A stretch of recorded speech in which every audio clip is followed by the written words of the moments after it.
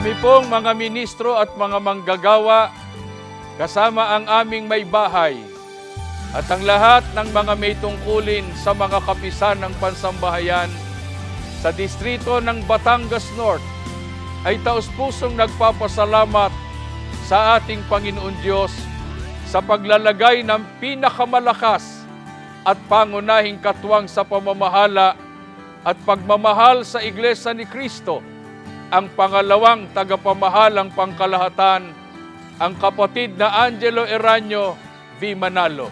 Dahil po sa inyong walang sawang paggabay, natutuhan po namin na lalo pang pagtalagahan ng pagsunod at pagtupad sa aming mga tungkulin. Ang inyo pong sakripisyo, paninindigan at katapatan ay nagsisilbing aming inspirasyon upang lalo pang mahalin at ipagmalasakit ang ating mga kapatid. lalo na sa kabila ng tumitinding mga pagsubok. Dalangin po namin na kayo po ay mamalaging malakas, Nakatuwang ng pamamahala, sa pagsinop sa buong iglesia. Patuloy po kaming kaisa sa inyong layunin na mananatiling matibay sa pananampalataya. At anuman ang mangyari, ay palagi pong nakahandang itaguyod ang tunay na paglilingkod Sa ating Panginoong Diyos.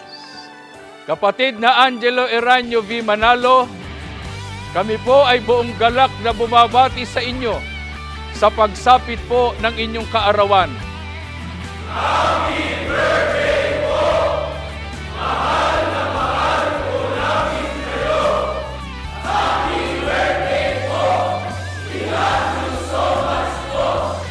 Happy birthday po! We love you so much po! Happy birthday po! We love you so much po! Happy birthday po! We love you so much po!